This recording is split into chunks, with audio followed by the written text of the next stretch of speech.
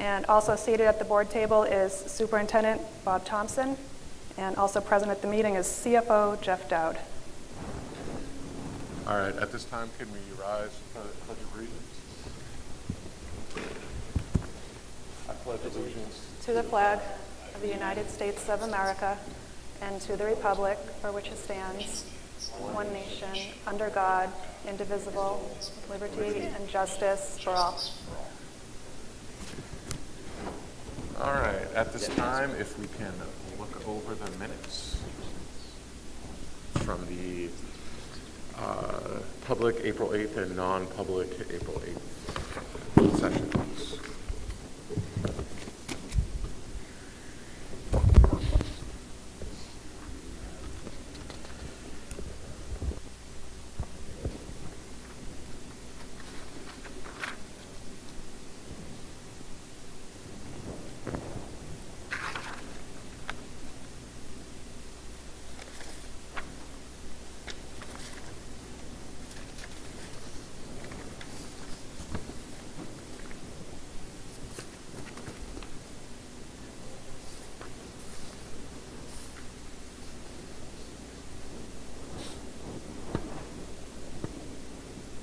At this time, we'll be looking for a motion for approval of April 8th minutes, public, non-public session 1, non-public session 2.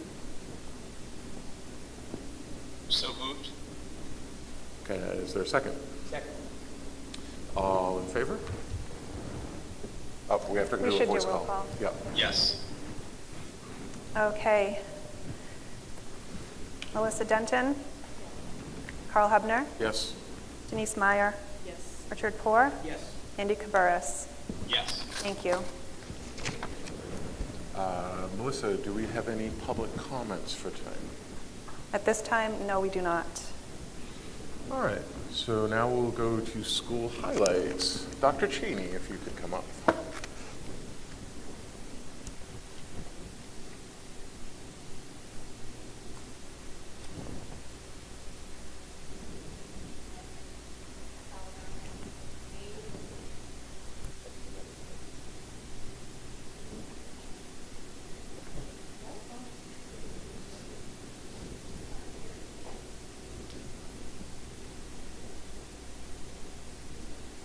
I can use my teacher voice.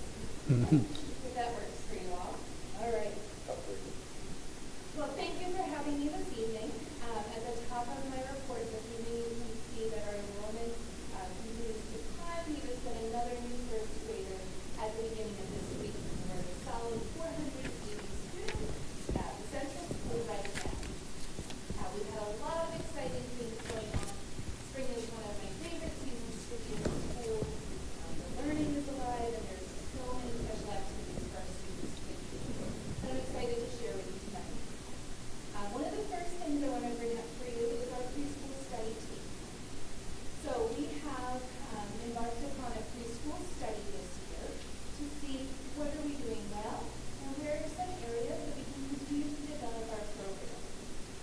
The preschool study team consisted of teachers, administrators, related service providers, para-educators, we have parents on our committee, as well as the board members.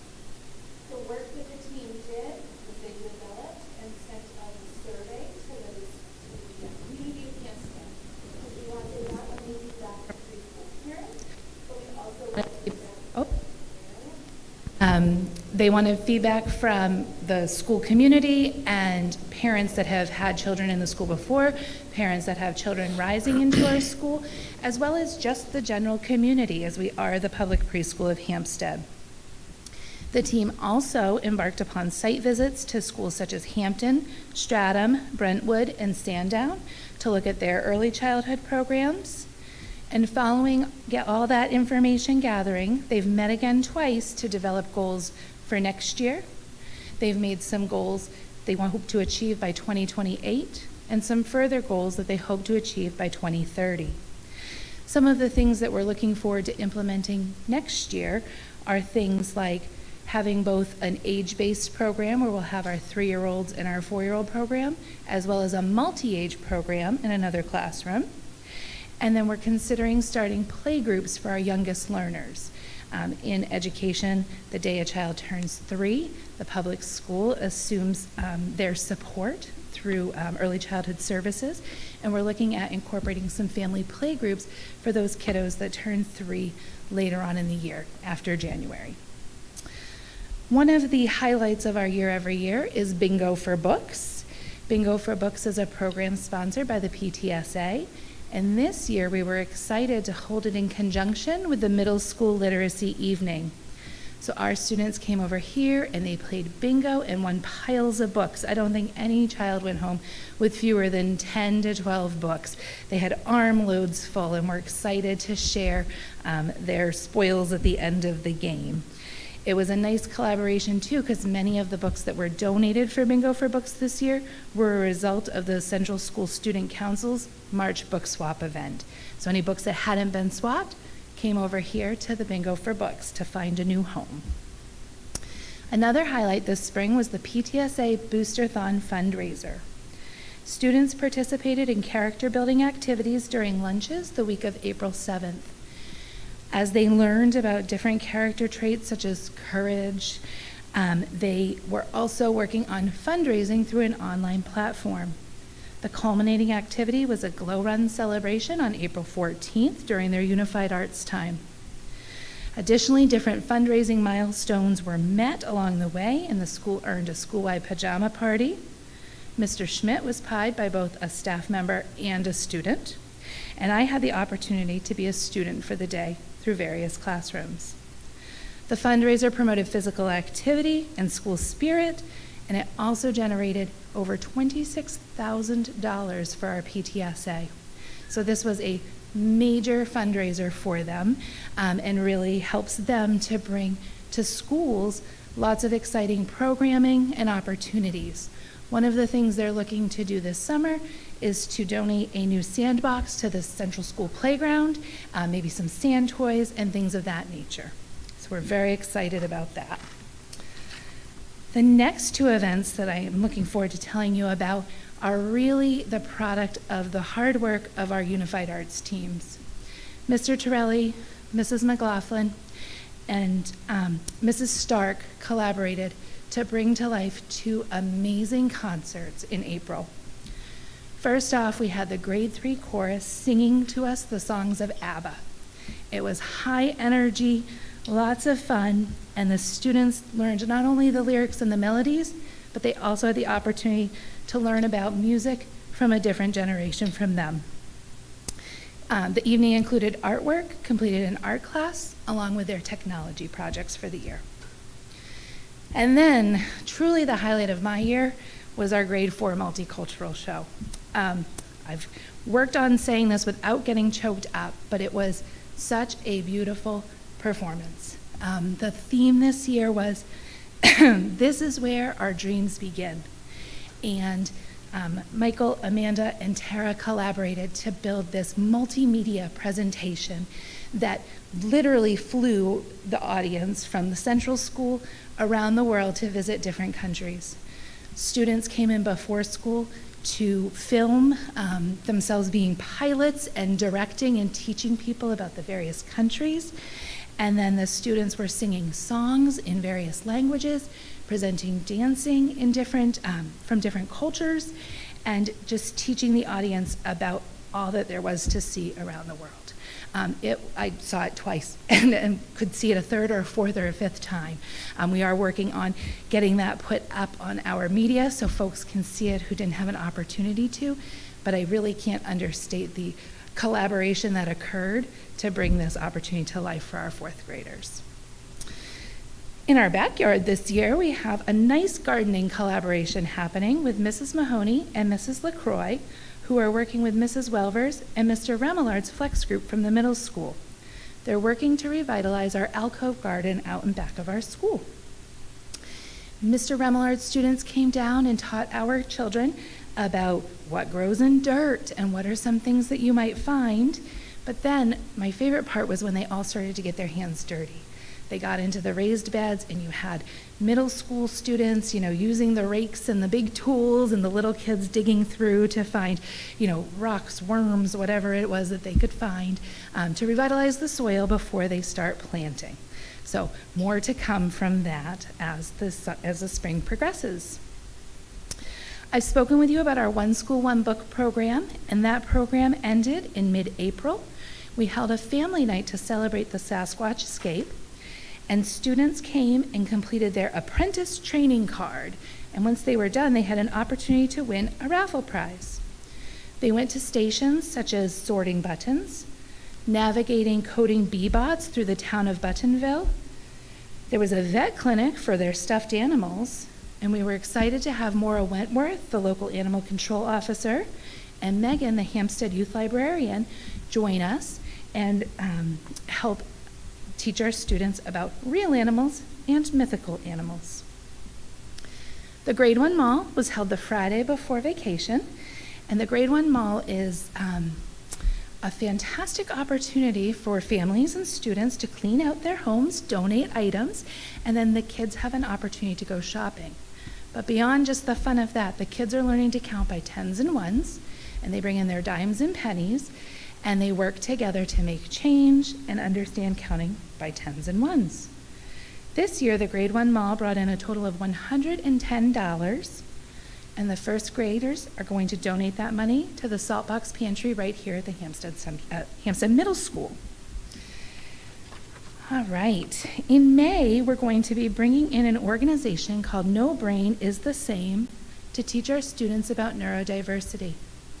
They're a local organization that teach school communities what it means and what it feels like to be neurodivergent. This was brought to us by a community member, and we're really excited to embrace this opportunity. We'll have 2 assemblies on May 21st, one for students in grades K through 2, and another for students in grades 3 through 5. The 5th graders will walk down and join our students. This is truly a community event with many donations to help support this. The Mothers Club has donated $800 to support this assembly. PTSA has donated $400, and Community Crossroads has donated another $200, making this a free opportunity for our school and truly community supported. Last Friday, we had the Grade 4 Mile Run. Grade 4 students work really hard on their fitness throughout their time at the Central School, and it ends with an opportunity to run the mile at the end of 4th grade. They actually run all the way up here around the middle school. The middle school students come out and cheer for them, and it's a beautiful event. So a congratulations to Finn Bickford and Avery Caburras, who were the male and female winners respectively. Incoming kindergarten screening was also last Friday, very busy day at the Central School. We screened 60 students, and right now we have 78 students who have begun the enrollment process for 25-26. And letters for the full day K lottery will be mailed by the end of this week, so families will know if their placement is in full day or in half day. Finally, I have 2 4th grade things to mention to you, and I have Mrs. Burkett here with me tonight. The first one is that Mrs. Burkett has collaborated with Mrs. Bernard here at the middle school to learn more about podcasting. Mrs. Burkett actually began this work last year when she went to visit Mrs. Bernard up at Pinkerton, and when Mrs. Bernard came to our school, Mrs. Burkett was excited to continue that collaboration. So she heard from kids in multiple 4th grade classes, chose 4 of them who were invested and wrote letters to come up here with her, and they created a podcast last Friday where our 4th graders had a chance to ask 5th graders all the questions they wanted to know about coming to middle school. And so it was a great opportunity for our students. And finally, Mrs. Burkett is going to speak to you about an upcoming field trip we have to the Parker River Reserve.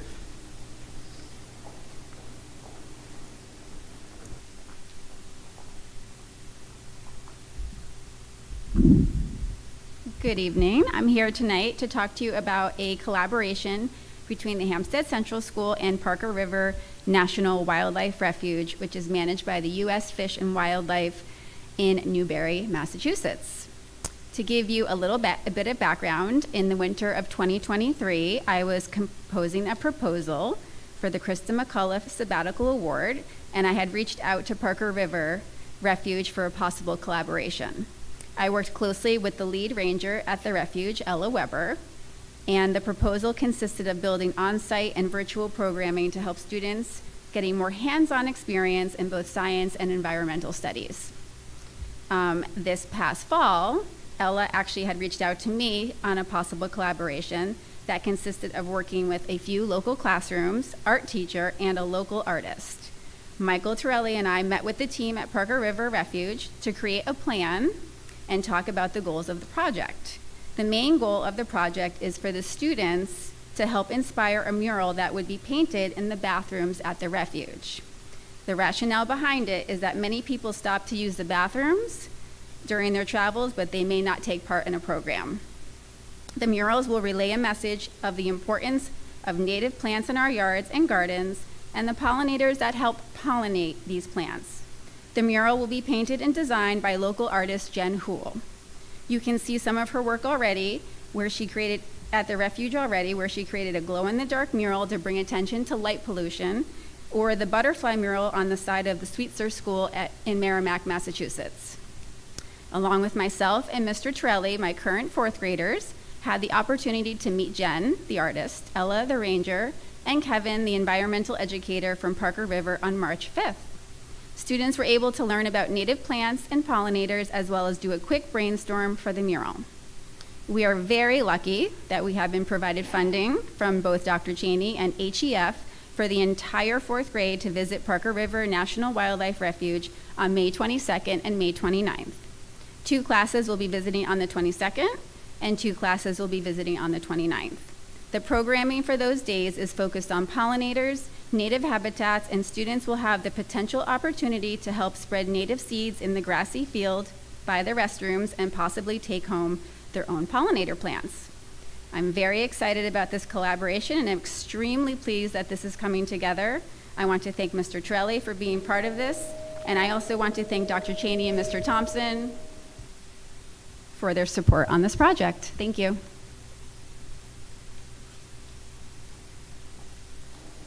Thank you. Do you have any questions? You look like you have a question. No. Okay. Is there anything from the podcast that stood out to either of you guys that, like, there was a question that was asked that you thought was super valuable? What was great about the podcast, it was unscripted, so the students were really just having a conversation. We had 4 fourth graders and 4 fifth graders, and Mr. Pimentel also, he basically facilitated the recording and also the podcast. And it was just great to see them in a natural conversation and just getting more information and feeling nervous in the beginning, but then relax at the end. I just want to say, like, when we talk about school board and innovative practices, your classroom just sounds like amazing, and I'm so proud to have you. And then also when we talk about outdoor activities, it's the Megan Malcolm special, so her influence is still on the board, which is really cool.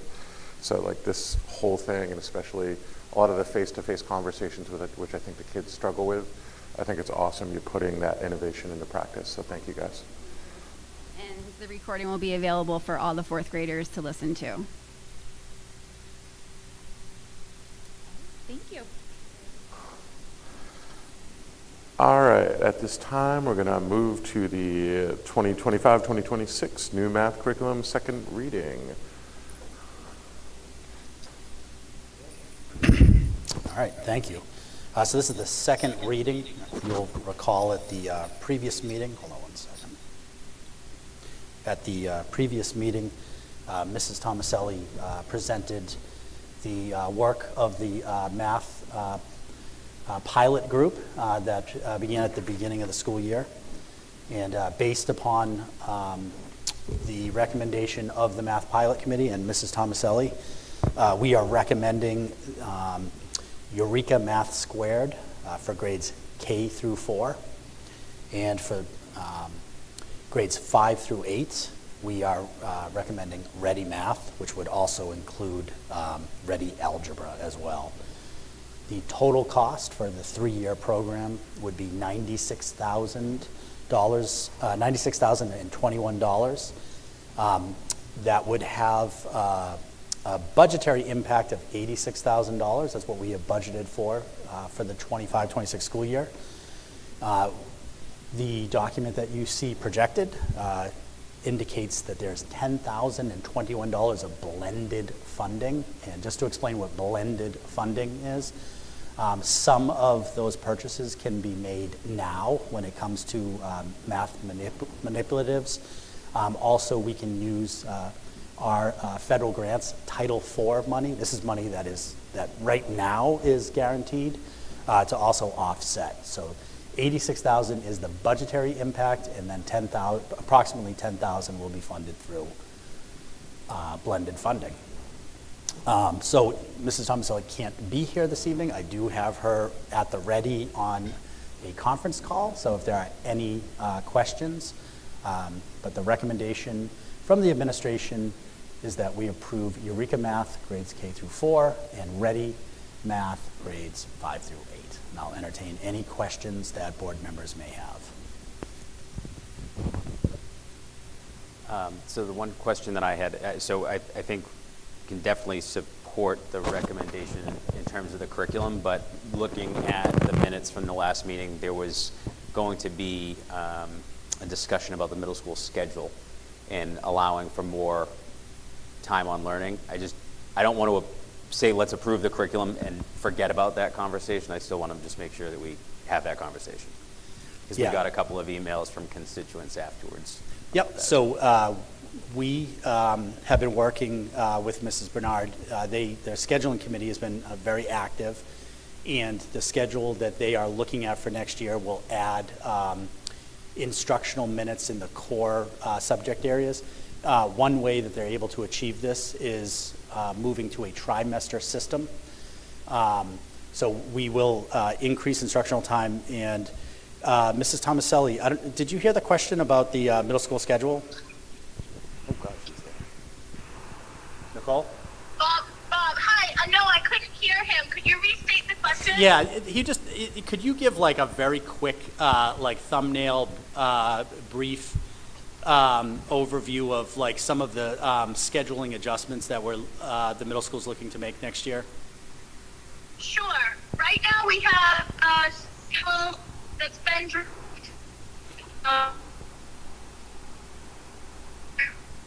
Sorry, Nicole, you're cutting out.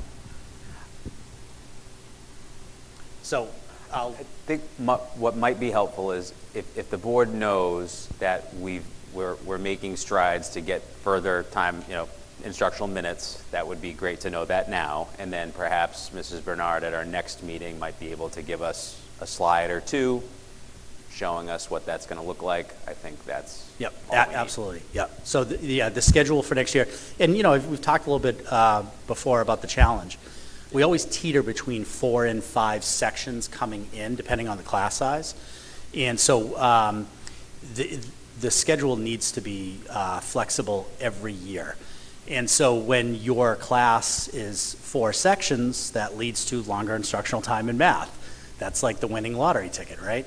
When it's 5 sections, that creates some inequities. And so we're constantly looking for ways, and I have yet to meet a master schedule that I've liked. I think you're always settling when it comes to the development of a master schedule, particularly at the middle school. And the other issue that we have is we offer a comprehensive middle school curriculum. So we offer all manner of subjects, from, this year we've offered a STEAM class. We have health. We offer ventures and technology, and art and music. And, when you try to fit in all of the components of a comprehensive education, it comes at the expense of the length of the courses. But we will have Mrs. Bernard do an update at the next meeting about what the schedule will look like for next year at the middle school. I have no questions about the curriculum at this point. I think. Andy, did you have any questions? don't have any questions. Okay. I know that we had talked about this, but roughly what was the price difference between Eureka versus iReady in middle school? So if we were to adopt all of Eureka, which, we had the discussion at the last meeting about the consistency of a program K through 8, I believe the figure that Nicole shared was around $120,000. So that the delta would be about $40,000. Okay. $40,000. Yep. And again, yes, we keep an eye on price. We want to make sure that we are being good stewards of the tax dollar. But really what was driven, the decision here was driven by the data that was collected during the pilot and the feedback from the teachers and what ultimately would be a good fit. And, once the board takes action on the curriculum, there are a lot of accountability measures in place, right? Now that we've purchased this new curriculum, we have to deliver instructionally on it. And, to have the board continually be looking for the metrics and for evidence that this program is, increasing outcomes in math is something that we would expect. And at the conclusion of this, 3-year program, if it's not a good fit and we're not seeing the gains that the board expects, then we look to go in a different direction. So it is both the recommendation and cost effective, which is always a bonus. And then I really appreciate what Rich was asking, and then what you were saying is there's got to be a balance between the core curriculum and having this rich academics like the Central School was just talking about, and having all these diverse and awesome things to do. So at this time, I'll look for a motion to, would it be to adopt?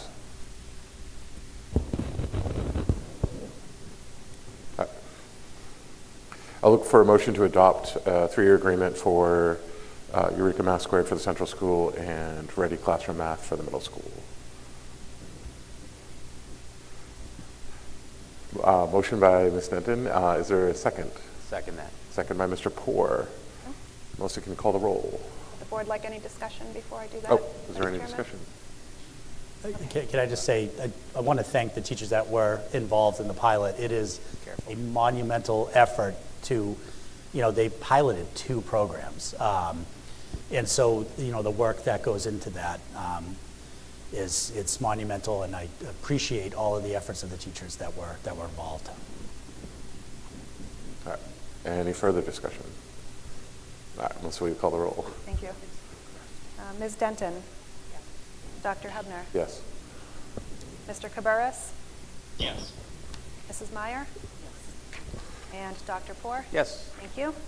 And the motion passes. All right.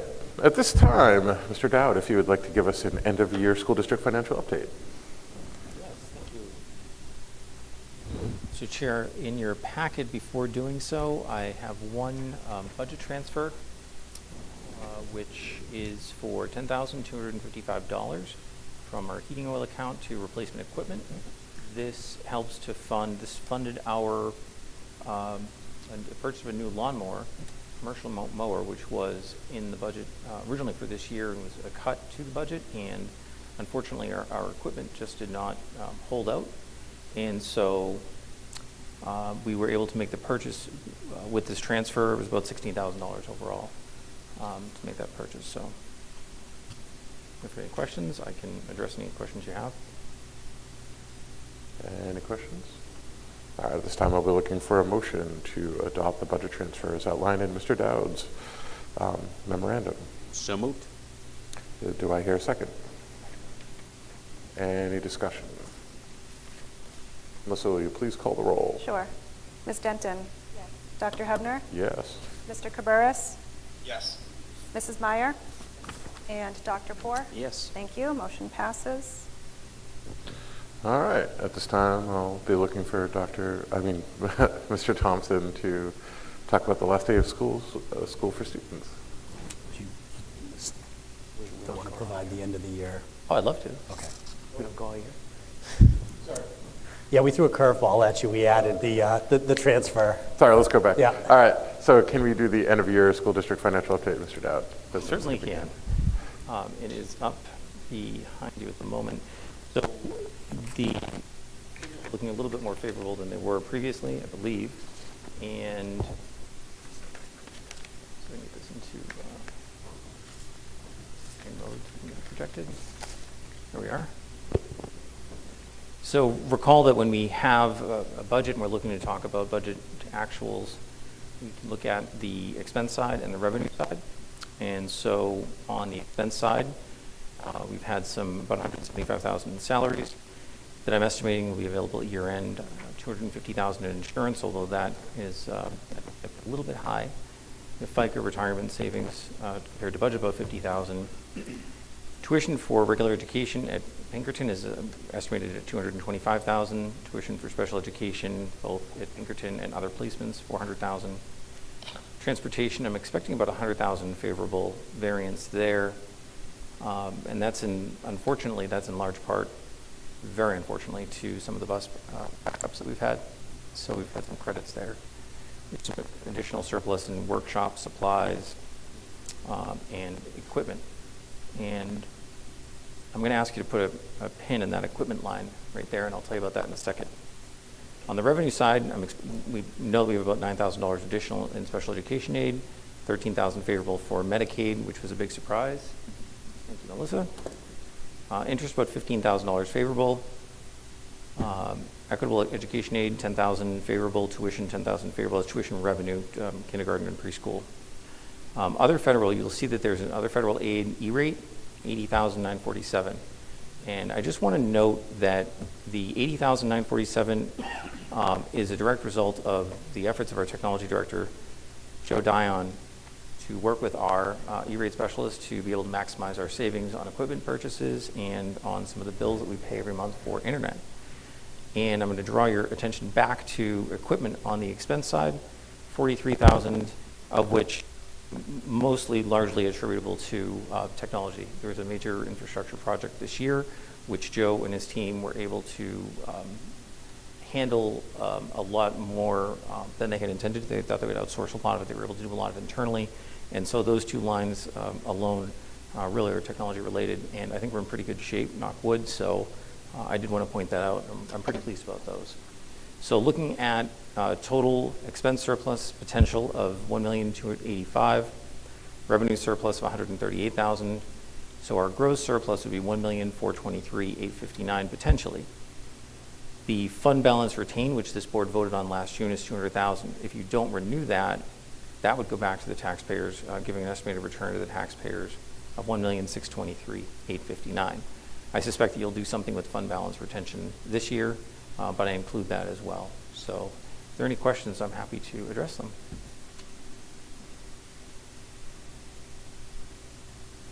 So it is. When do we vote on fund balance retained? You can probably do it in your June meeting. In the June meeting? Yep. Okay. And we did 200,000 last year? Mm-hmm. Or okay. And then the previous year, I think did we do 500,000? I believe so. Okay. Yeah, Yeah, if you can just, I can confirm yeah, that. if you can look at like the last few years, what we did. Yeah. Because I know we did the 200,000 because we were worried about the budget, but we were talking about the other district that did not retain enough and ran into some trouble, so. Yeah, and 200,000 is a very low amount, and I think this year you were okay to do that because we did have some budgetary concerns, we had some taxpayer concerns, but that amount is a little on the lower side. So, Okay. Out of this, before that goes back to the town, we do have 150,000 going to our capital reserve. Yep. As long as we have 150,000 in surplus, the next 150,000 goes to capital reserve. So Okay. I expect that would be part of that as well. Okay. Any other questions? All right, now we'll move to the discussion of last day of school for students. Mr. Thompson. Yeah, so in your packet, you'll see the Hampstead School District School Board approved 2024-2025 school calendar, which the board approved last year. And so originally, we were set to have the last day of school on Wednesday, June 18th. So we've had 2 snow days. So that brings the adjusted and last day of school to June 20th. That would be a Friday, and that would be a half day of school. It is customary that the board deliberates and takes action, but it is my recommendation that Friday, June 20th is the last day of school, which would be a half day of school. I'll take any questions that board members might have.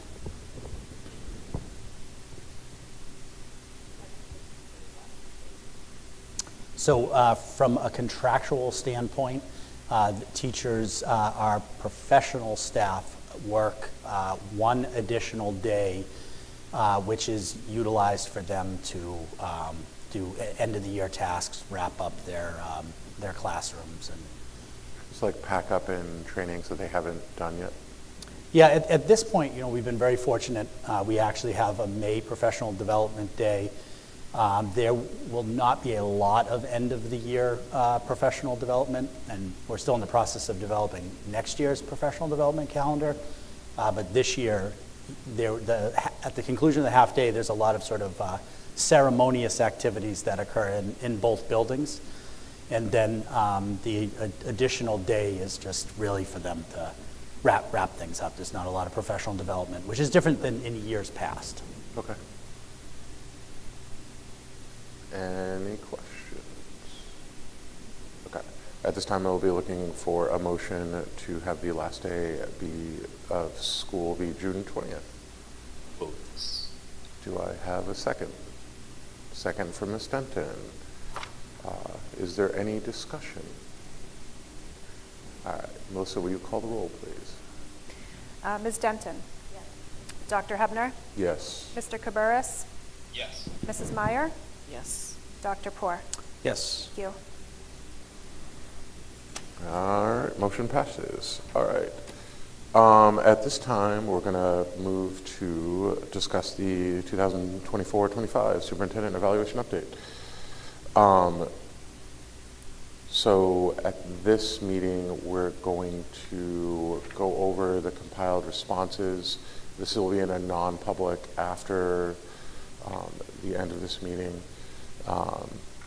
About the compiled responses on the evaluation form, and we'll discuss the evaluation results and develop feedback for the superintendent. Are there any questions on this? All right, we'll move on to the Hampstead Middle School Assistant Principal candidate search. Yeah, so during the personnel report, I'm going to bring forward a letter of resignation for Mrs. Joseph, the assistant principal at the middle school. And so we have begun the search process. That process began in early April, and that really is a collaboration with Principal Bernard, Mrs. Tomaselli, and myself. And so we received 27 completed applications, which is pretty extraordinary given the shortage of school leaders out there. So it's not feasible to have 27 interviews, so we did a pre-screening process where candidates came in and had 5 minutes to speak to their resume. And from that pool, we narrowed the field down to 6 individuals that we identified for an interview. Interviews occurred yesterday. We actually held 5.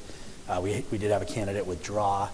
The first round interview involved a meeting with, or an interview with staff, an interview with students, and then an interview with community and parents as well. They also engaged in a writing prompt, which was an email from a teacher that they had to respond to. They had 20 minutes to do so. So from the 5, we've identified 2 candidates that we believe will be our finalists. We're still in the process of vetting them. That means checking references. So those candidates really have not been notified as of this evening, is my understanding. And so the next phase will be, we will publicly announce the 2 candidates, and then next Tuesday, we are going to have a meet and greet where the candidate will be candidates will be able to come in and meet with staff, parents, community, and students as well. They'll also have a finalist interview, which will occur with the senior leadership team. That is Melissa, Nicole, Jeff, and I. So all of that information will go out to stakeholders, so if they wish to participate, they'll have the opportunity to do so. But it's a very thorough process.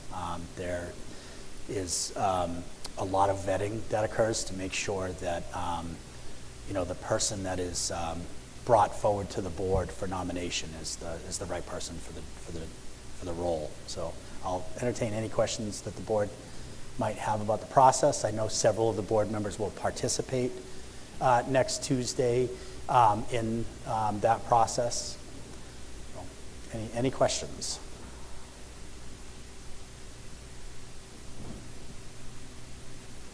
Great. Thank you.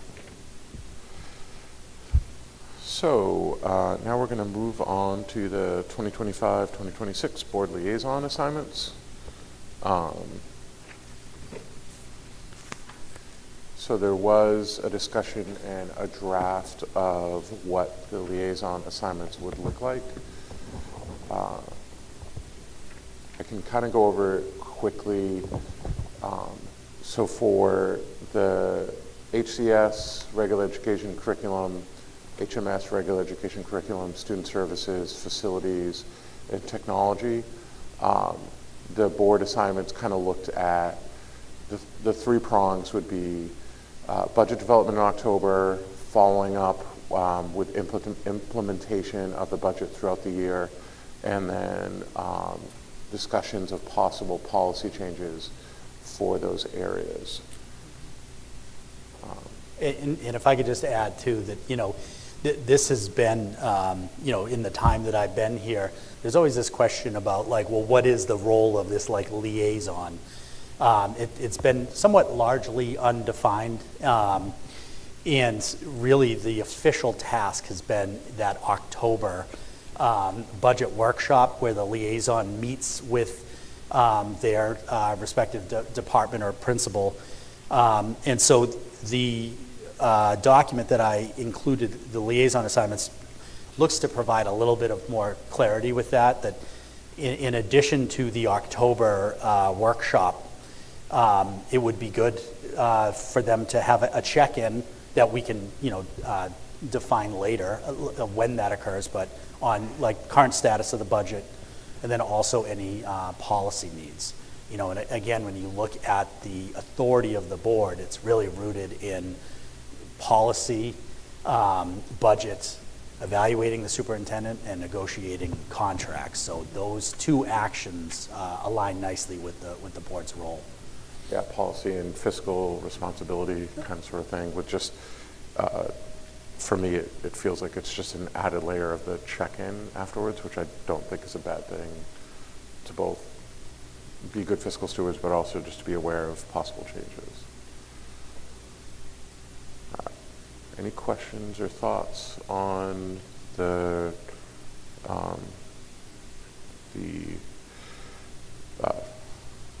the descriptions for those? All right. Moving on down, Wellness Committee. Wellness Committee, that person will serve as the board representative on the Wellness Committee. They will work collaboratively on possible policies to do with the Wellness Committee and center on the whole child approach, which is one of the school board goals. Policy Committee is attending monthly policy committee meetings, review new and existing policies, and help prioritize policy updates, which is a really important thing. I do think that this board moves through policies very well in comparison to some other boards that I've seen. Safety serves as a school board representative on the District Safety Committee, monitors updates to emergency preparedness, crisis response, and works with district administration to, again, monitor policies. Vouchers is review and sign district vouchers in coordination with the Chief Financial Officer, Mr. Dowd. Insurance financial transactions align with approved budgets and district priorities, and helps uphold transparency and accountability in school district spending. Communication Committee partners with district administration to develop and implement strategy, which is a school board priority goal with two-way communication, collaborates with district administration, again, on policies, and collaborate with district leadership on public engagement strategies, which again, I think has improved greatly. And then New Hampshire School Board Delegate goes to the annual meeting for the New Hampshire School Board Association, reviews the policy resolutions at that meeting, and then communicates back to the board decisions made by the New Hampshire School Board Association. And it's important to note when I provided the sort of explanation of the communication liaison, I did take the liberty of adding some responsibility there that wasn't there before, because it has largely existed as a liaison to the town's communication person, and I know that position has been a little in flux. And so thinking about what I've heard the board communicate as a priority, which is communication, I added some language to that communication liaison as, someone who would work with the school administration just to make sure that messaging for the board is getting out, that we're providing opportunities for the board to interface with the community at large. Now, when you say the town, is that the selectmen or is that the town? I think previously, I don't know, Denise, if you want to talk about what it has. Yeah, so I can. I'm actually still a standing member of the communication committee. So several years ago, there was a committee formed for the town, requested on the town ballot to implement, in fact, a committee. There's 6 folks, not all the seats are filled, but its role is to serve as a liaison with the rest of the community, making sure that information is getting out as appropriate and working closely with the Board of Selectmen to do so. Okay. So before we get to the more in-depth ones, do we want to talk through the first 5 that are the kind of the budgeting policy ones, which is HCS, HMS, student services, facilities, and tech? Does anybody have any preferences for where they want to be or what they want to do for those? Is there a reason why the 2 schools need to be separate?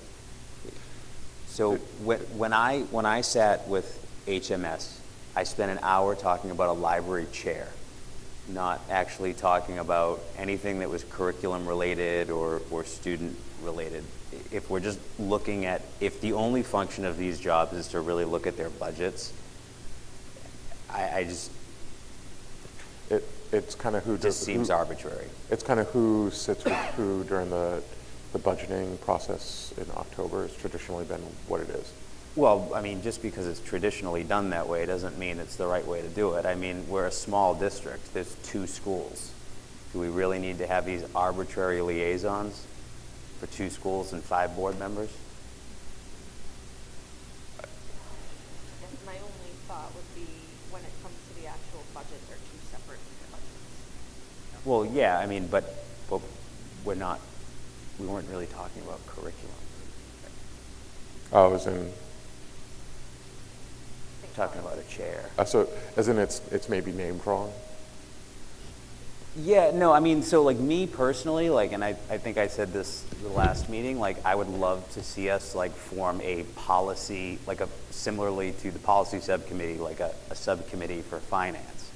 And that really kind of be what oversees, at least from our perspective, what the budget process looks like and keeps tabs on that budget over the course of the year, rather than just this kind of one-off, let's meet with the principal and talk about a chair for an hour and then not talk about it, it just... Like a, kind of like a Paul, oh, go ahead, Andy. Let me just chime in here. So along those lines, like, Rich, can we meet in the middle in the sense that, yes, we attend the budget meeting with our respective schools, but we receive more kind of, whether that's quarterly or kind of regular check-ins from a budget perspective from our respective schools. I know that's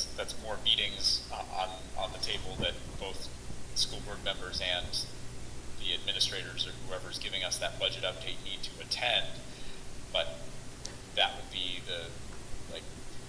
a closer lens and more oversight into the budget throughout the year, if that's being done. I don't think that that's a bad idea. I think like what I'm getting at is our job is to really look at the budget from a high level, right? I don't think we need to get down in the weeds necessarily of the dollars and cents that are being spent at every school every day. Ultimately, like the superintendent and the CFO are going to work with the principals to ensure that money is being expended appropriately.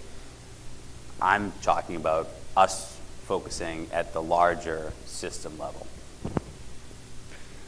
So you'd want to, so you could say like split out and have a finance committee that looks at it quarterly, but Yeah, meets with Jeff on a regular basis. Yeah. And a published meeting that, whether it's virtual or in person, and we publish an agenda and the public can come to it, and that speaks to the communications piece. And, whether that is a finance and facilities subcommittee, maybe it's, one and the same. Facilities is going to obviously be an issue for us in the long term. I do think we want one person for each one of those 5 areas for the October budget meeting, like that you are responsible for looking through the entire budget. Because, when we did that last year, we did find things that the board felt worthy of discussing whether they should be there or not. Yeah, but it wasn't always the person who was on that thing. It was after we all got together and looked at it. It was, to me, I don't care. So I don't care, that should be my new thing. So like we can totally just write somebody's random name there. But to me, this is just like an exercise in putting someone's name there. Like technology. I don't think I ever talked to Joe about technology or his budget more than that, like 30 seconds that we were sitting next to each other. And then I went and I talked to Amy about a chair for an hour.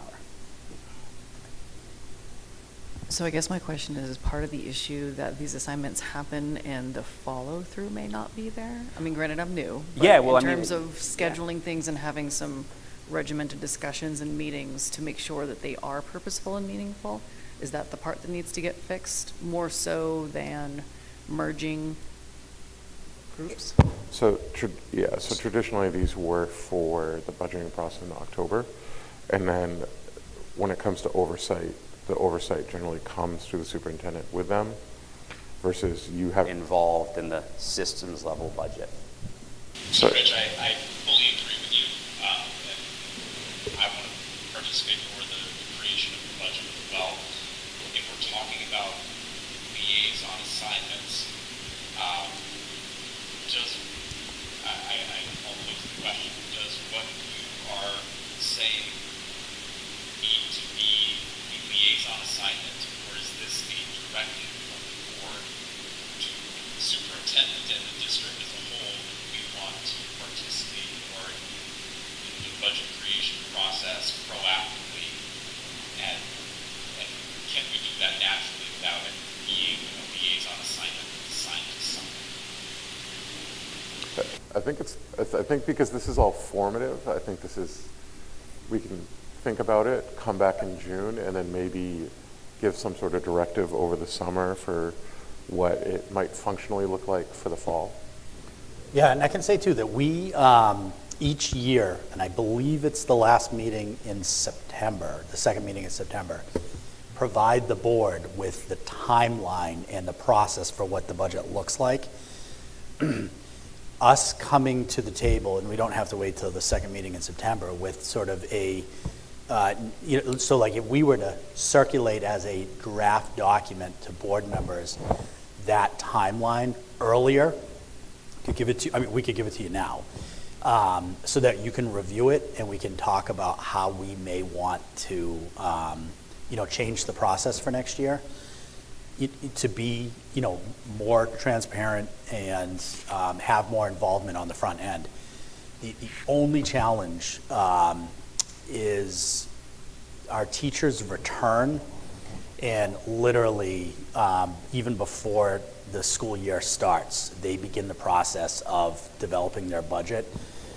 So to ask teachers to do that at the end of the school year is not idea. So we have to sort of. Correct. Looking forward, and then you can come to the meeting and say, hey, we looked at this, or this came up, or that came up. Yeah, I mean, me personally, like having been a principal in like a significantly larger district, I don't think you need these at all. Being on a town board that was overseen by the Board of Selection, the Board of Selection had liaison positions, and that means they actually attend meetings, so they know what's going on with, like, if I'm on student services, I can't speak to policy because I never had a chance to speak about policy, and then that's something I could come back to the board to advocate for what we need. So I think we need to meet outside of the budget. So if Melissa's on the budget or finance, facilities and finance subcommittee, she can come to our meeting and make the rest of us aware of what the budget whatever we want to call it, versus the 30-minute crash course in October to talk about chairs in t-shirts. Okay. So I think at this time, we have to let it percolate in our brains. Let it percolate. Let Yeah, it so I percolate. think that's- You know, I'm just trying not to put a whole lot into email or text message because, Yep. you know, No. RSA Well, no, it's good and all for, that. yeah, public. So I think we can definitely, I would suggest that we think about it and then talk about a finance committee or something like that, what we might want or what it might look like at the next meeting, so that we can give Bob an idea if we're going to do it before the summer to think about. But And can I just say, I understand, like, we can table the first 5, but we need somebody for wellness and Oh, yeah, I mean- and policy. That I understand. Yeah. Yeah, because it's a member that goes to those meetings and, yeah. yeah, no, I think you were saying that these 5 we may or may not need. In their existing forms. Correct, but Yeah. the rest we do have to fill. Yeah. Yeah, okay. Yeah. Like, you're still going to send a rep to the wellness committee, you're still going to send a rep. Okay. Obviously, we have the policy committee, you're still going to send somebody to be the delegate. Okay. All right, so I don't think we have to motion, but let's talk about wellness, policy, safety, vouchers, communication. Does different people want to do any of those? Like to do communication with an actual communication person this year, so I think that would be great. Did you just volunteer or volunteer with her? Okay, all right, so, all right. Rich and Andy, you good with Melissa and Denise doing communications? All right, Definitely. so that's filled. For policy, though, one thing to note is if possible, it works out best. We have 2 board members join that committee simply because there's a chance that I can't be there and then that person could attend, or that person can't be there and then I can attend. All right. So we always have a representative there. Does anybody want to do policy? It's great for new people. The meetings are during the day, right? They are, yep. But again, and I want to be cautious about saying this because there's several people that are on the committee and we try to coordinate schedules, but, we can look to accommodate board member schedules. It is nice to have it during the day, but in its current form, if we needed to change the time, we could look to do that. How long are they? We keep it to exactly an hour. I mean, I don't mind taking it on. I've done policy work in other capacities. As long as it's the hour and we can work on schedules, I'm happy to jump in. Yeah, so presently we're the third Tuesday, Melissa? That's Yeah, correct. the third Tuesday from 10:30 to 11:30. And we have had remote participation by board members for the last couple of years. So if you can't make it in person, that remote is always an option. Anybody else want to do it? Andy's saying he's not going to do it? No, I'm saying I am going to do it. Okay, Yeah. all right, we got two then. Always good to have two Good. people, because we are usually guaranteed to have at least one board member show up. All right, so Andy and Denise for policy. Thank you, Denise. Yeah. Appreciate it. I would like to continue to do safety unless somebody else wants to do it. Sorry, Carl, which one did I'd you like say? to continue to do safety unless somebody else wants to do it. I'm also going to a school safety conference in a couple months, so. And, okay, all right, so I'll do safety. Does anybody want to do vouchers? I will volunteer for vouchers. All right, thank you, Andy. That well with my schedule. Uh, I'm already doing it.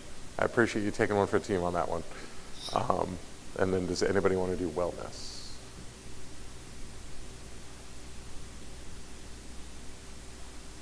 What does that mean? How often do they meet? Once a month, or is it? Yeah, it's usually earlier,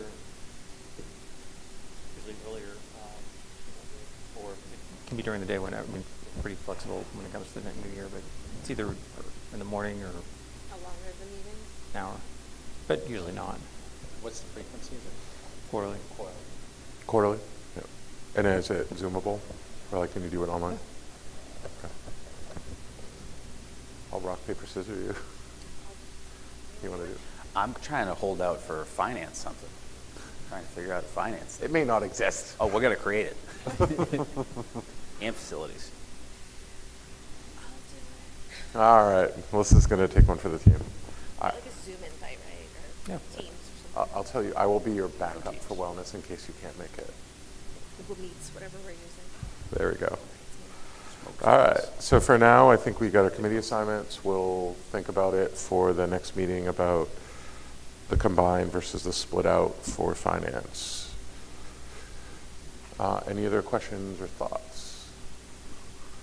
All right, summer hiring. Usually the board designates one person to do summer hiring, which means I'd be happy to take that off your plate there, Carl. I like doing it. I like going to see Melissa, but you All can right, take go it if you for it. want to. Go for it. All right, so I will do the summer hiring. Do we need a vote on that, Melissa? I believe we do, yes, Dr. All right. Wagner. I'll make a motion Oh, actually, never for mind, I can't do that. myself to be the summer hiring delegate for the board to tentatively approve nominations that will then get approved at the first meeting after the summer. So moved. Second. Any further discussion? Melissa, can you call the roll? Yes. Ms. Denton? Dr. Hebner? Yes. Mr. Cabarrus? Yes. Mrs. Meyer? Yes. And Dr. Poor? Yes. Okay, thank you. All right, motion is approved. All right, we're going to move on to policies first reading. So there are 3 policies up for tonight for first reading. Mr.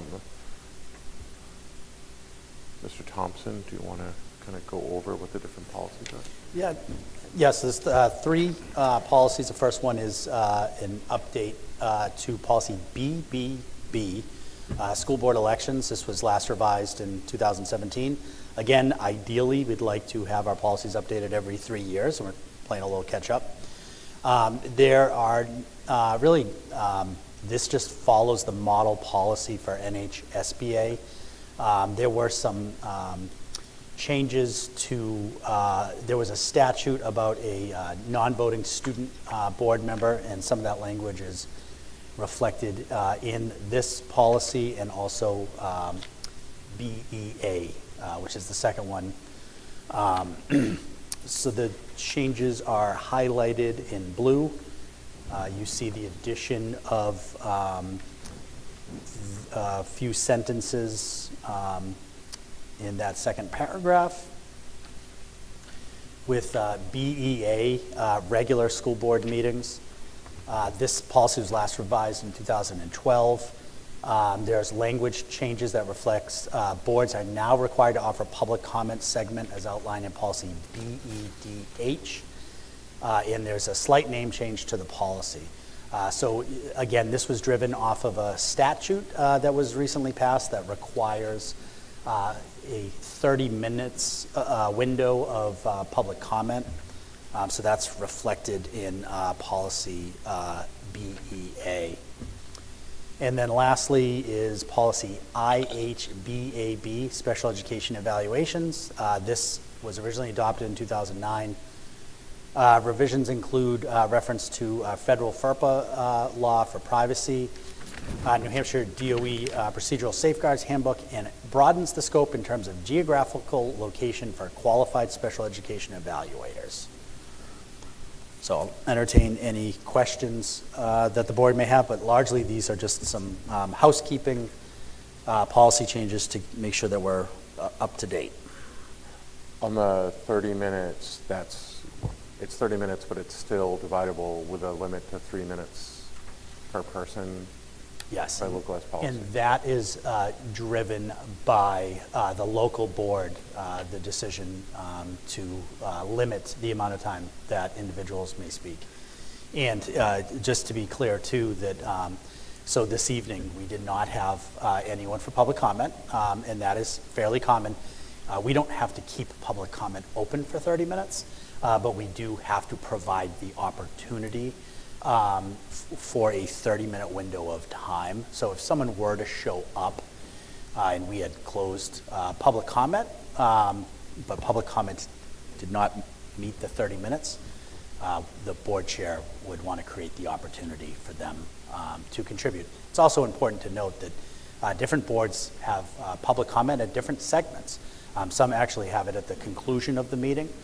So making a special accommodation for someone to speak a public comment at the end of a meeting that's not uncommon. So if somebody were to come in, so we usually do public comment first thing. So somebody comes in at 7:30, we would still allow them to do public comment. Yes, from a statutory standpoint, there has to be 30 minutes, but then also the board has the authority to be able to allow public to speak at any point, should they choose. And then also, say if there's 30 minutes, 3 minutes apiece, you could only have 10 people. So the first 10 people would have to be allowed to speak, but then you could allow additional people to speak if there needed be.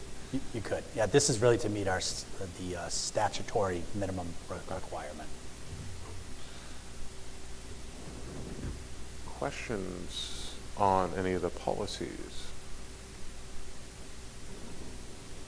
Andy, any questions?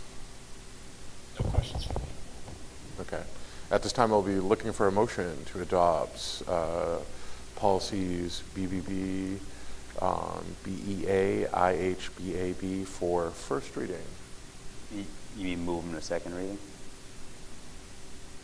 For first reading, yeah. To approve for first reading. So move it to second? Yes. Move to second reading. There we go. Thank you, Dr. Poor.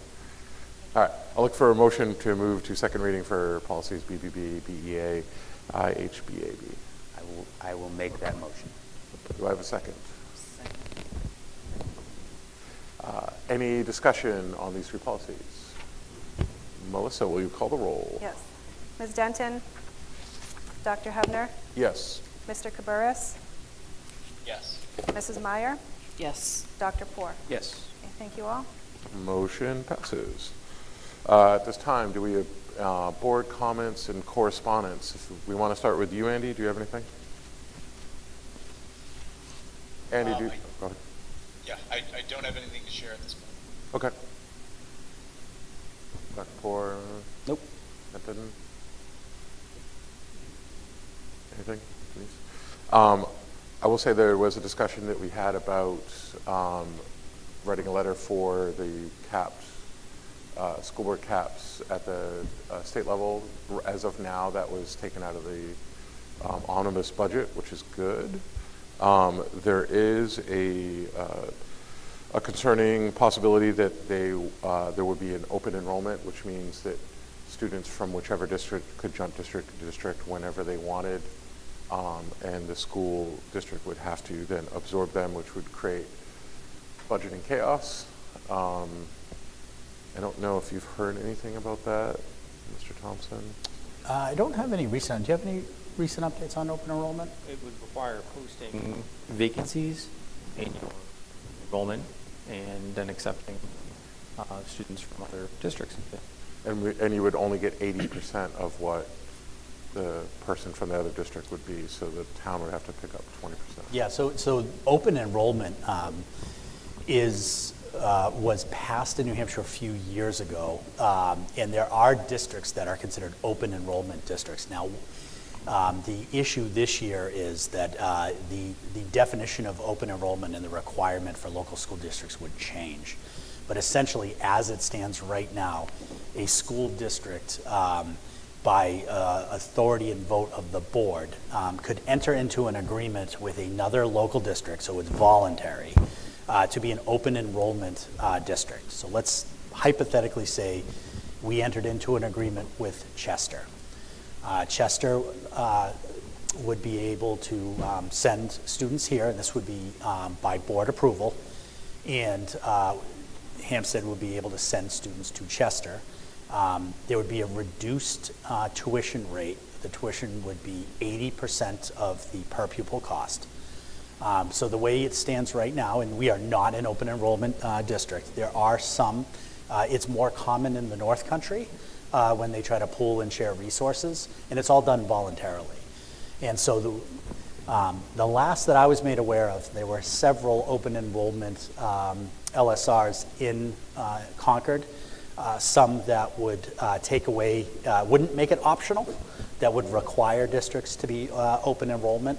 And as Mr. Dowd had indicated, that would also require some reporting on our end, so that if we had a class that was not at, that had, open enrollment in terms of, like, we had extra seats, other districts could fill those seats. And then the question becomes, payment. So let's say hypothetically Chester were to send students to Hampstead. Chester would be responsible for paying the tuition at whatever the rate was, and 80% seems to be the number that they'd be looking at. So it would be the state taking away local control from school boards and possible downshifting of costs. So if we had, say for example, we were a high-performing school district that everybody wanted to go to, we could suddenly end up with more students. Yeah, I think there's a lot of unknowns about what that would look like. If you can kind of keep an eye on that and let us know of possible developments, that would be appreciated. Absolutely. That amongst a number of Yeah. other bills that we're tracking currently. So. The most dangerous piece of that could be transportation. Sending district, the home district, would be required to provide transportation under certain amendments that have been proposed. Okay. All right. That, yeah. Okay. I have a question. I know when we had the legislative update, we talked about possibly partnering with the town and who would host something, inviting representatives to take kind of a discussion. Where are we at with that? Yeah, as of right now, there really hasn't been much progress with that. But certainly something I can reach out. I had a recent conversation with Lori Warnock, but that was in regards to the assistant principal search. So I'm happy to follow back up with her. So. And we did meet with the town administrator and selectman's admin assistant on a pending bill that would have impacted us and them as well through Health Trust. So. If you can distribute information through email so that we have time to look at it and see if we want to put it on the schedule, that would be appreciated, I think. Andy, any thoughts, comments? Nope. Okay. Yeah, I look forward to eventually having that panel in place, kind of an information night between school board members and elected officials on the town side. Okay. All right, we're going to move on to consent agenda, the personnel report. Mr. Thompson. All right, so personnel report. I have 3 resignations. So first, and this information is in your packet, I have the resignation of Lynn Joseph as the HMS assistant principal. This will be effective at the conclusion of the school year. Also, professional staff resignations. Alexis Buell as HMS math teacher, again at the conclusion of the school year, as well as Emma Merzick, 8th grade HMS science teacher. For nominations, we have 1 professional staff member, that is Kerry Gamble. and she will be filling Joanne Mahoney's retirement as the pre-K teacher.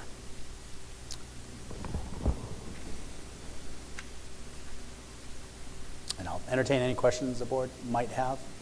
It's also important to note that as of today, we have a lot of finalist interviews scheduled, and you can anticipate that at the meeting on May 27th, we'll have a large number of nominations coming forward. So I'm noticing the / case manager role in Mrs. Mahoney's case. Was she also essentially given that title, or is this something new? Yeah, so one of the more difficult positions for a school district to hire is for somebody who has the endorsement of early childhood special education. So we were very thoughtful, knowing that we are, going through a program evaluation of preschool, and are looking to ideally have somebody with that endorsement, because it offers us a great deal of flexibility on what future programming for preschool can offer. And so we were very fortunate to be able to have candidates that have that background, and really that allows for some shared responsibility around students in special education, the preschool program. And it's important to note too that we offer what we call an integrated preschool program. And the reason why school districts offer preschool programming is really to satisfy the requirements of special education, because special education begins at the age of 3. And that process actually begins at 2.5. So we are obligated under IDEA to provide preschool programming for students as early as 3. So an integrated program combines students with disabilities with typical non-disabled peers, and we constantly want to try to maintain a 50-50 ratio. That's not always possible to do, especially we're seeing higher rates of students in preschool that are identified. So having that early childhood special education credential is it gives us a lot of flexibility for future programming. And maybe I'm reading too much into this, but I guess my only concern would be that we would spread this person too thin in terms of additional responsibilities if they're also a case manager. So I would just want to be mindful of that. Yeah, I don't disagree with that, and I really think that this is the driving force behind the preschool study that Dr. Cheney has initiated. Is preschool, again, we're seeing increased rates of students with disabilities in preschool. We have a very limited space. We have finite resources. So I think the purpose of the study that's being conducted is making sure that we're implementing a preschool program that is manageable for the people that work in the program. How many professional staff do we have for preschool? Is it 2 or 3?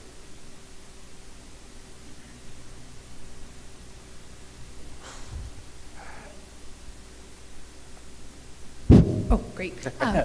So for this year, we have 2 classroom teachers, and then Mrs. LaCroix right now is also dual certified, so she's also the case manager in that classroom. And then we have a case manager supporting that. In addition, we have all of our related service providers that support as well, but 3 dedicated professionals were assigned to preschool at the beginning of the year.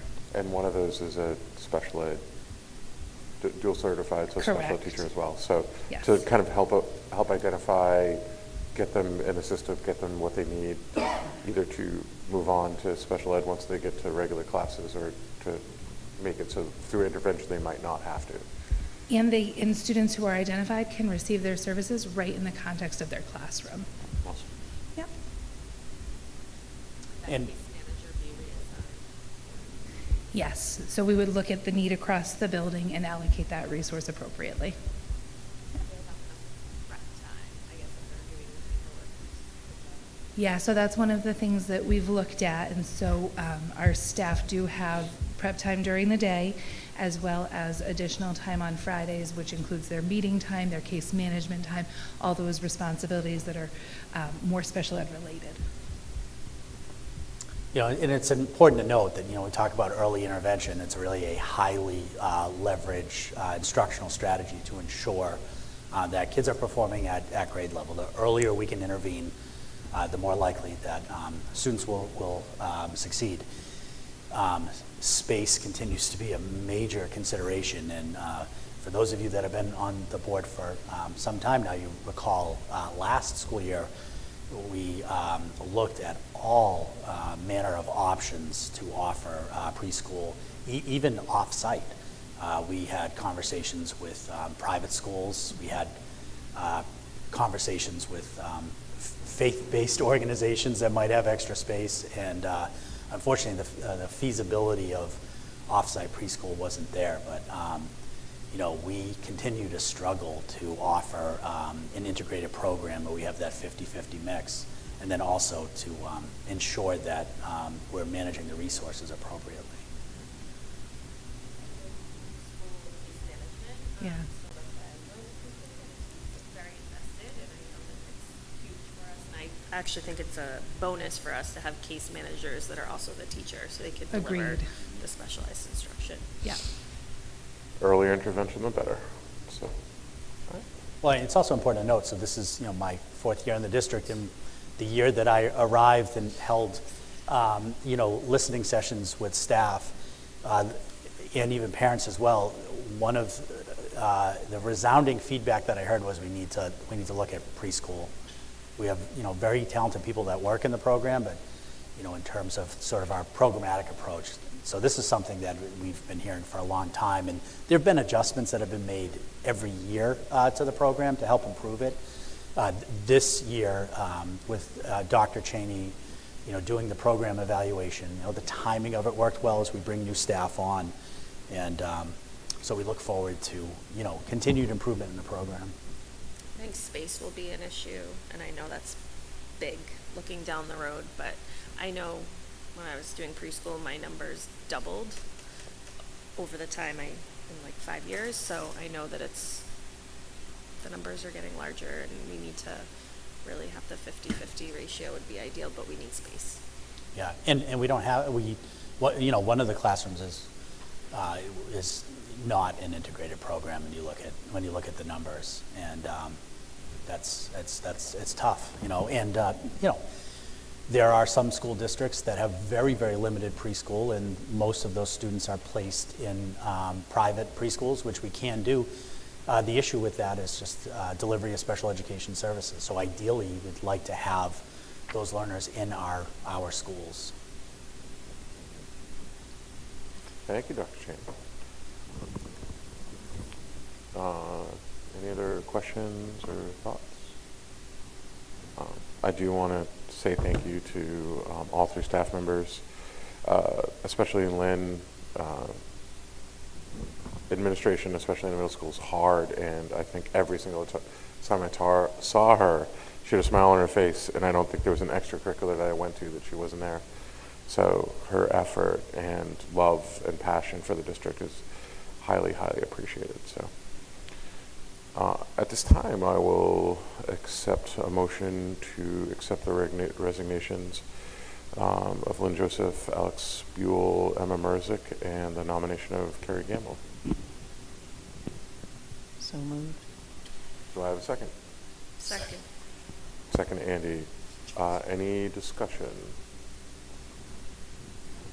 Melissa, will you call the roll, please? Ms. Denton? Yes. Dr. Hebner? Yes. Mr. Cabarrus? Yes. Mrs. Meyer? Yes. Dr. Poor? Yes. Thank you. Motion passes. So now we'll move on to the superintendent's report. Great. Why don't we kick it off? I'm going to turn it over to Jeff, who has a couple of updates. I attended the superintendent's meeting at Pinkerton and had a couple interesting things come up. The school was looking at the possibility perhaps of a more, not regionalized transportation, but more transportation focused from Pinkerton itself, which would create a lot of efficiency because our buses drive right through Derry, Chester's buses drive right through Derry, et cetera. There had been some concern about some pathways for 8th graders to go into Algebra 2 directly, which I think is pretty ambitious. I know that we certainly will be in a much better position when we're able to get a new schedule implemented. That'll be a big step on our end. And so that was that, yeah. That was very quiet. Chester did implement a policy for allowing and admitting non-resident students of staff to their school at a 75% discount. We have a similar policy in our district already. So. And along those lines, we did have a follow-up late start meeting for Pinkerton.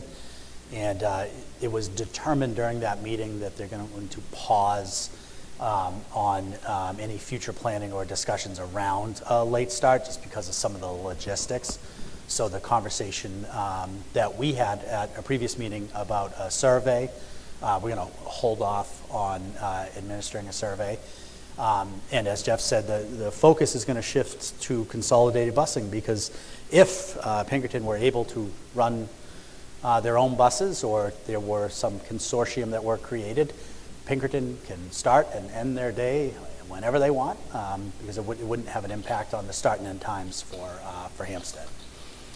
Also, last week I had the honor of attending the 8th grade Washington, D.C. trip.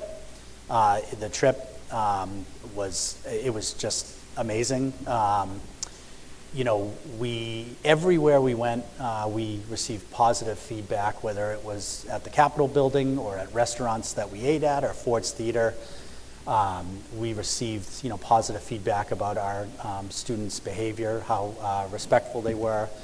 The trip went off without any major glitches, so I appreciate the time and sacrifice that all of the chaperones made in order to make the trip a huge success for our students. We've already started the planning for next year's trip, looking to maybe add a couple of new activities. It's nice every year, for the sake of the chaperones to add new items.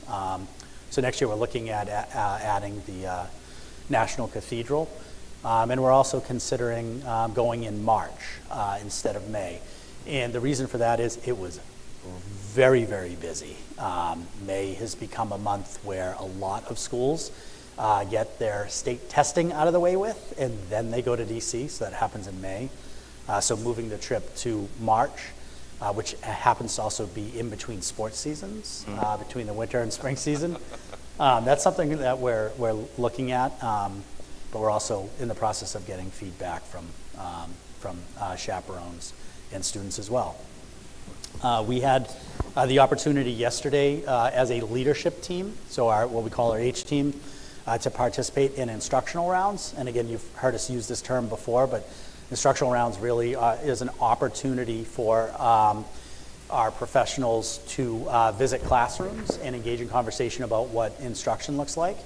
And so, we continuously receive feedback from teachers that they want to see us in their classrooms. They want feedback on their practice, and so we're looking for more deliberate and intentional ways to do this. So yesterday we had our leadership team, we broke into groups, and we visited classrooms at the Central School, and our plan would be to next go to the middle school and do one more instructional round as a leadership team before the end of the school year. Dr. Cheney touched on a number of really wonderful events. I did want to also highlight the multicultural show. It was just absolutely amazing. Every year I say, I don't think it could get any better. This was the best one. And then our expectations are exceeded every year. So that job well done. There's a lot of time and effort that goes into that. I know there's months of planning and preparation, and I do appreciate that. Yesterday I was contacted by the office of U.S. Senator Maggie Hassan. They have asked me to represent the New Hampshire superintendents at a roundtable discussion this coming Monday at the Manchester Community College. That is a roundtable that Senator Hassan will participate in, as well as other stakeholders. The topic is the impact of funding changes at the Federal Department of Education. So I look forward to representing Hampstead and the superintendents at that meeting on Monday. So that's the superintendent report. I will entertain any questions that the board might have. Does anybody have any questions? This probably isn't a question for you, but will there be a senior clapo? You know, that is, so the answer is going to be What yes. was the question? Sorry. Okay. Senior clapo. I know it just Oh, kind of senior started up clapo. the last Yep. couple of years, but Yes. I did have somebody ask. Do you want to explain what the senior clap out is? The Pinkerton or any graduates that are graduating that went through Hampstead come back and they walk through the schools, right? And they're Yeah, last year was the second year that we conducted that, and it was largely student-led, which was great, and the turnout was excellent. And what I appreciate about the event too is it's not just students from Pinkerton. So we have students that have gone on to private school, parochial school, that get the invite. It's largely driven through like social media through the students. So the answer is yes, and the answer will be I will have more information when we come back here in 2 weeks. I can connect with people if you want to get me a date. Yes, that would be very helpful, actually. I might live with one, but it wasn't the only one that asked. Other parents have asked. It's good communication. And I volunteering. have been provided information that we have a tentative date of June 12th. Okay, excellent. I will let them know. All right, any other questions for Bob for superintendent's report? All right, we are going to go into a non-public for discussion of the superintendent valuation. We do not expect to have any announcements when we come back out of that. So at this time, I will be looking for a motion to go into non-public under 91A3 non-public sessions.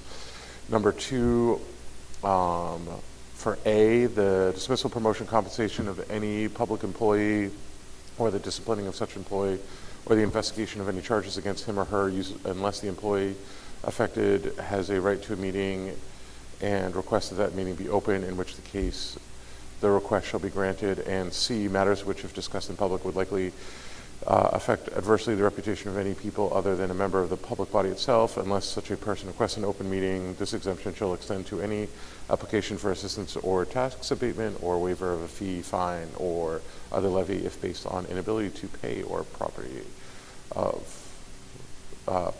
that applicant. So moved. There we go. Second by Director Poore. Any discussion? Melissa, will you call the roll, please? Yes. Ms. Denton? Yes. Dr. Hubner? Yes. Mr. Cabarrus? Yes. Mrs. Meyer? Yes. And Dr. Poore? Yes. Thank you. The time is 8:38. There you go.